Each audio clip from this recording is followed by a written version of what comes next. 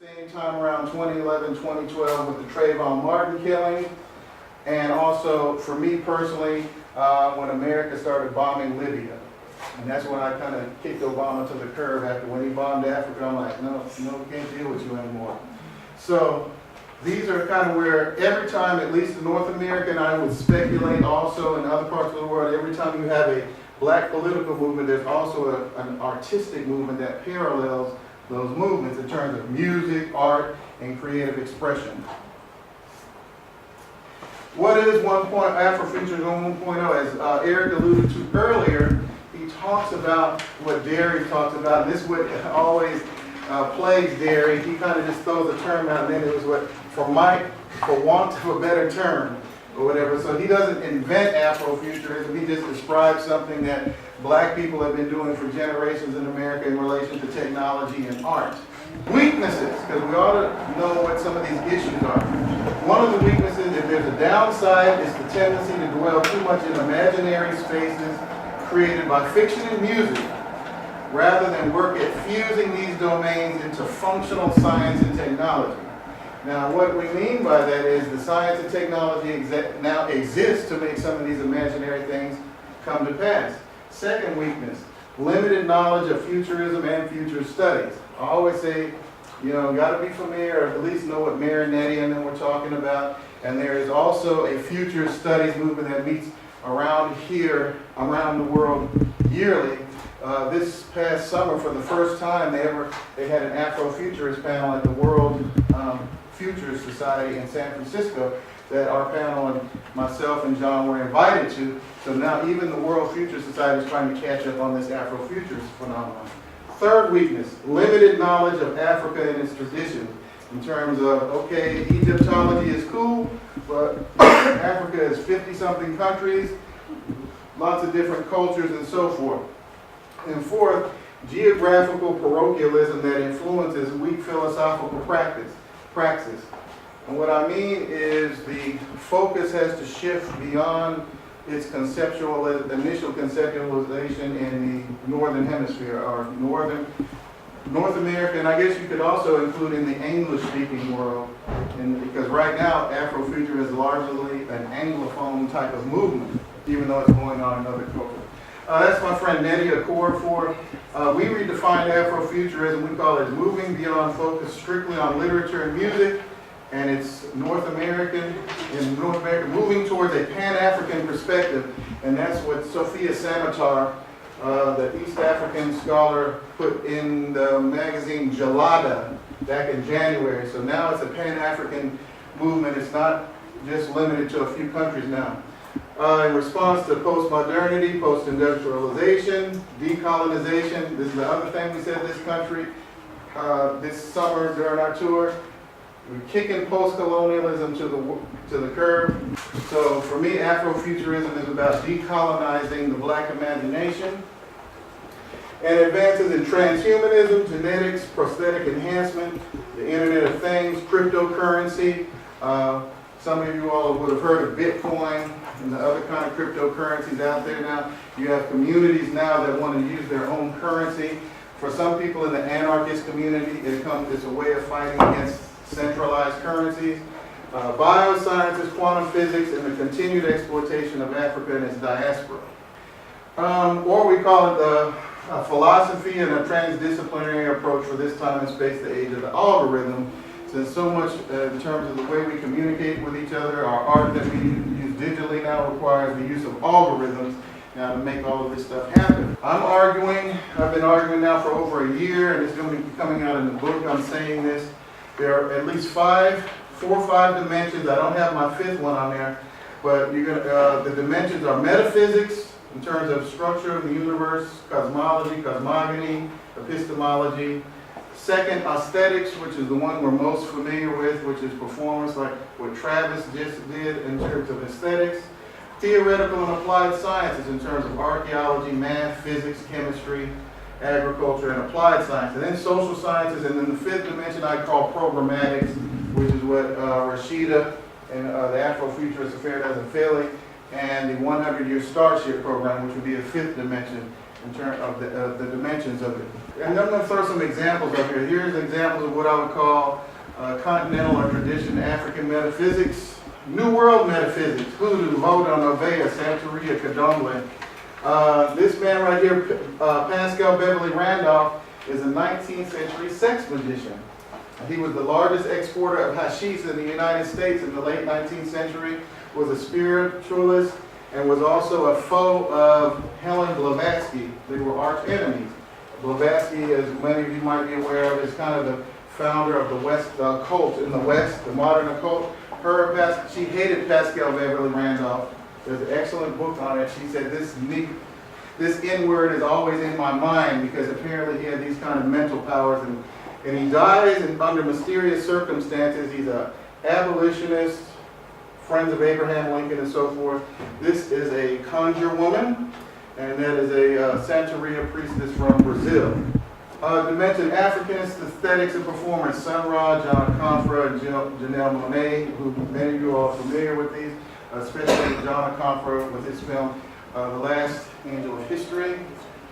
Third dimension, I'm arguing that Benjamin Banneker, in terms of astronomy and agriculture, or what some people call sacred geometry. Jarita Holbrook, who studies ethno-astronomy in terms of how different cultures around the world study the stars.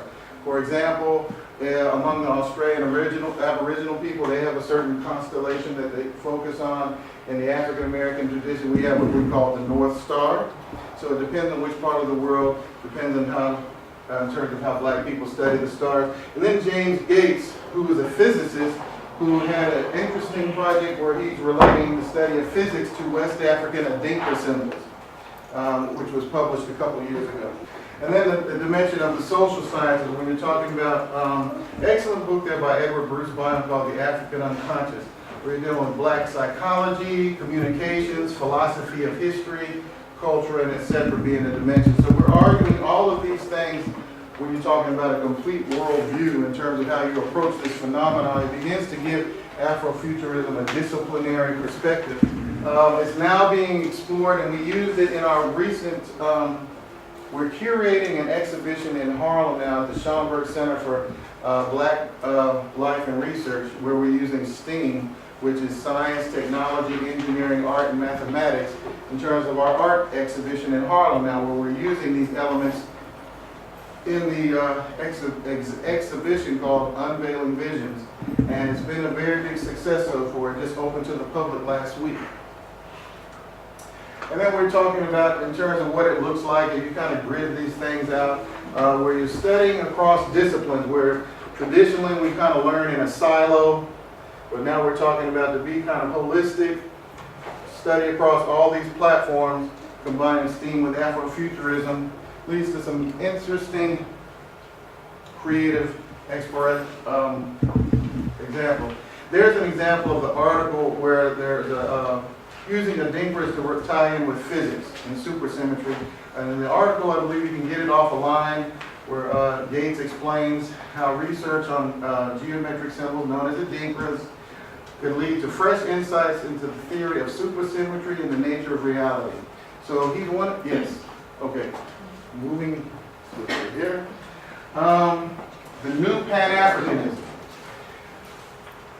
As I alluded to earlier, Sophia Samatar wrote earlier in the year about it's now a pan-African phenomenon over 10 years ago about the African Renaissance. And that's the other reason I wanted to come to Manchester, because this year is the 70th anniversary of the 5th Pan-African Congress, where the Africans took over the leadership of the Pan-African movement from the diaspora leadership of W.E. Du Bois and others, to where it later becomes the Organization of African Unity, and now the African Union and its diaspora. I think we're considered, what, the 7th dimension of the AU, or the 5th? The Pan-African movement of the next century cannot be defined by biology or genetics, but rather in terms of politics and social vision. The reason some of this is really important, we got to take into consideration, is earlier this year out in the Bay Area, now they've come up with a guy just got a finance for a startup where people can kind of design new creatures in using advanced computers and genetics to just create creatures over in the Silicon Valley. And so this goes into the argument that I've heard a few people murmuring about, talking about transhumanism. This artistic piece by Wayne Hodge. These are what I'm saying, some of the challenges in our lifetime over the next 10 years that are coming in on us rather swiftly now, and why when at a recent lecture I'm saying, look, we got to stop focusing on police brutality. There's some bigger stuff out here that's really going to impact us, like digitization, miniaturization, simulation, the emergence of the supernet and AI, and environmental crisis and resource depletion are some bigger challenges facing us. And this is the book I'm co-editing that's coming out in December, shameless plug, where we're talking about the rise of astro-blackness. And this is a definition right out of the introduction where I say it represents the emergence of black identity within emerging global technocultural assemblages, algorithms, digital networks, software platforms, biotechnical augmentation, and are constitutive of racialized identities that are increasingly materialized vis-a-vis contemporary technological advances or technogenesis, the idea that humans and techniques have co-evolved. Furthermore, this notion of astro-blackness suggests a shift from the modern era or nation-state bound identity of blackness to a digitized planetary perspective as a global response to the challenges facing black life in the early 21st century. And I'll stop right there. Thank you. I got a few sites for follow-up, General, over reading, and I'll take questions at this time. Hi, yes, thanks for that. It's interesting, in lots of ways, but the elephant in the room seems to me is white supremacy. It just metastasizes and eats everything. It takes everything. Okay? And unless we're building a critique of how we're going to deal with white supremacy, there's no space for the growth of Afrofuturism, for me. White supremacy now is different from where it was 100 years ago. Dominance now, I'd say, is more about fear. Because a lot of what you're seeing in world politics now is that I'd say they have a dystopian perspective of where it's going to happen. We have too many people on the planet, and there's not going to be enough food and water to go around for everybody. And historically, among humans, the strongest take advantage of the weakest.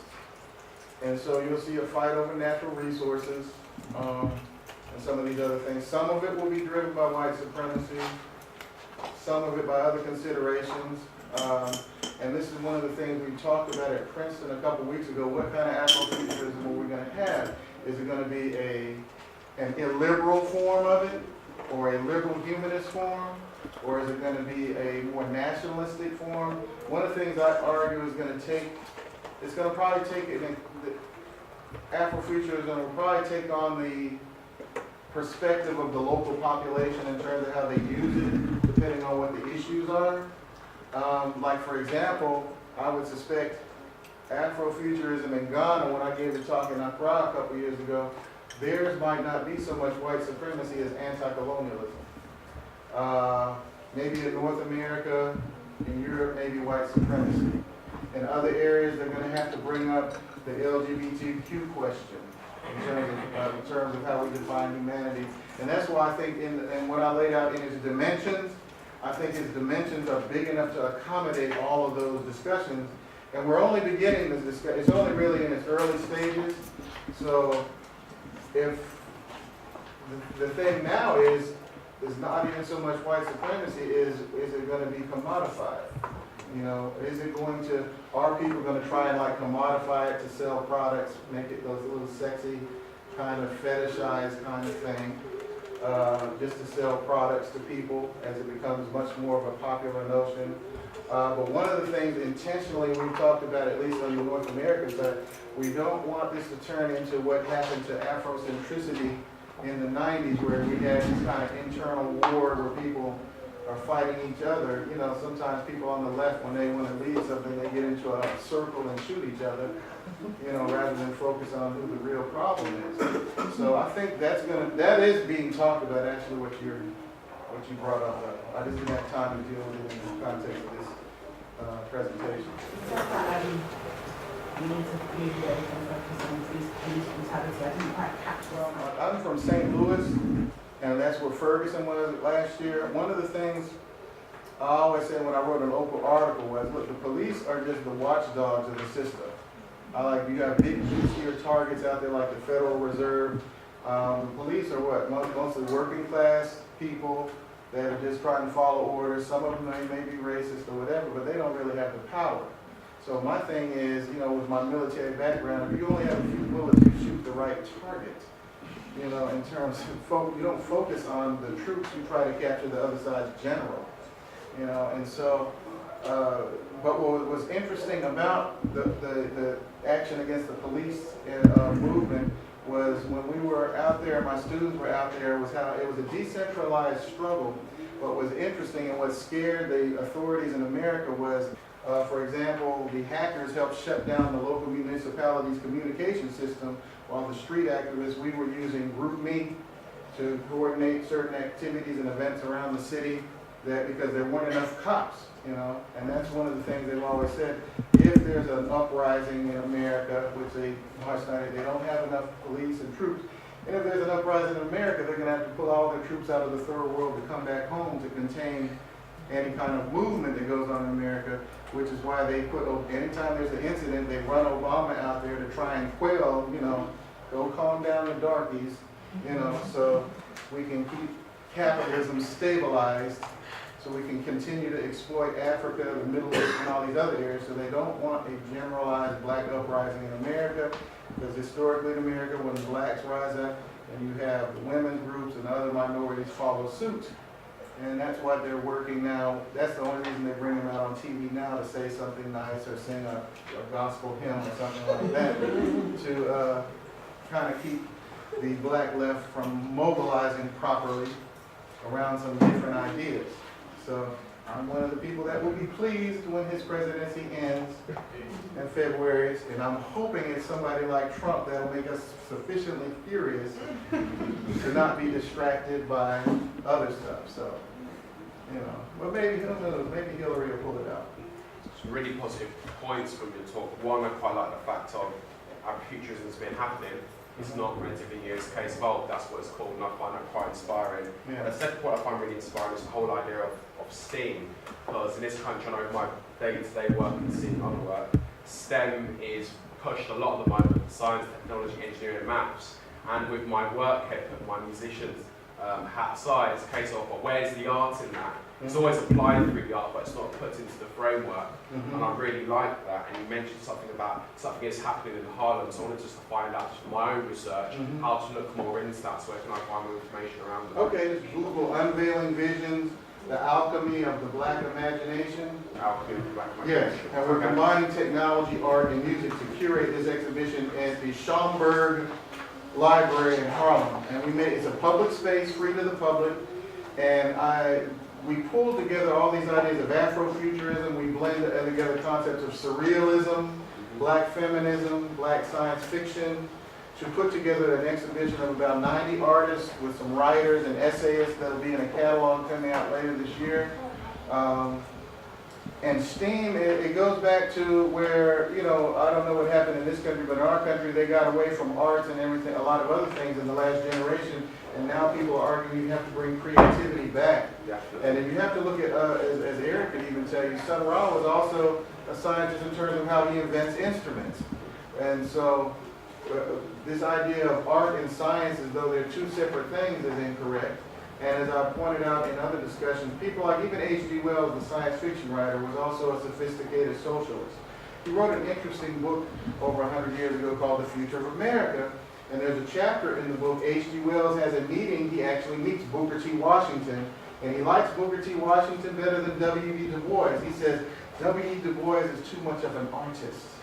Okay? Booker T. Washington is more of a statesman, meaning he's practical, because Du Bois' vision, he said, I'm not going to rationally accept all of these other laws, and Du Bois becomes known as the greater thinker than Booker T. Washington. So you can talk about H.G. Wells in terms of his science fiction being much more of a colonialist at heart, when to me he should have naturally sided with Du Bois. And it's an interesting chapter. He describes his meeting with Booker T. Washington. So that's why I was talking about people in Afrofuturism, don't be an artist, also have your politics that goes along with the imagination. which is what I like what Travis said earlier about mentioning, you know, the social democrat or whatever. Don't say I'm an Afrofuturist and then I'm also a neoliberal, you know, or a Thatcherite. You know, those things wouldn't belong, you know. So. Okay, right, thank you. What is the idea of work and rest? Oh, autonomy. Yeah, that's the thing is the technology exists now where because we're going to operate so much as networks here, the terms of work and rest, I haven't worked out the rest part, but when it's an idea I talked about at Princeton a couple of weeks ago.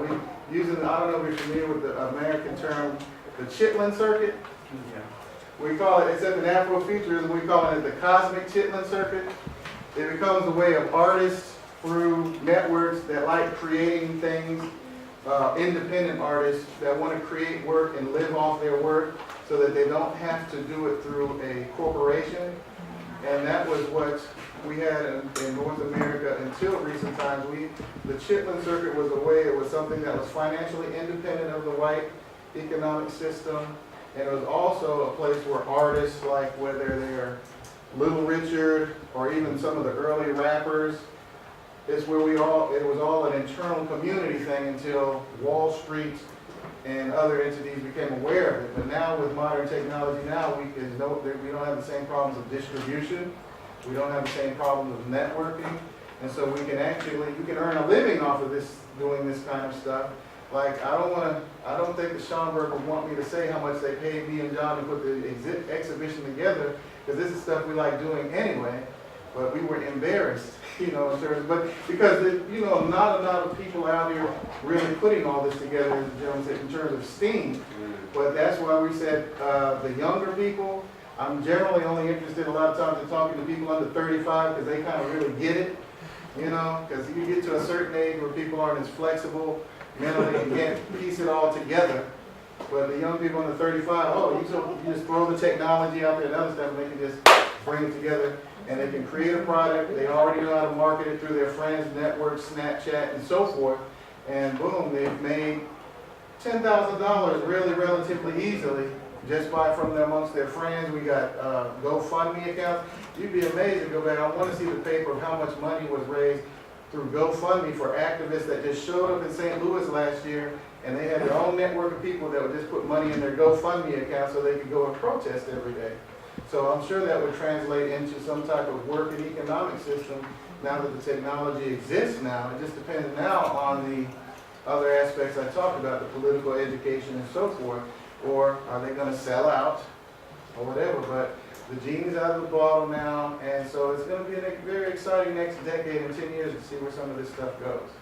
Because a lot of the Afrofuturism that gets focused on in the UK is very much from the arts perspective, which is great. But if you're a techie geek like me, who can't draw for toffee, you kind of think, well, where am I? I'm not a writer, I'm not a musician, I'm not a singer or a dancer, what can I do? And so this event and our collective is really about combining kind of the arts and the technology, putting technology into the hands of the people.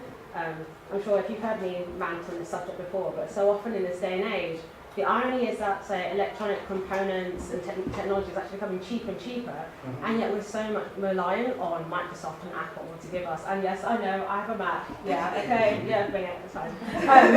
But that's reality. We've actually kind of encouraged this reliance, which is weird because it doesn't have to be in. So you don't have to even be an artist. My background, when I was a younger person, I was a concert promoter.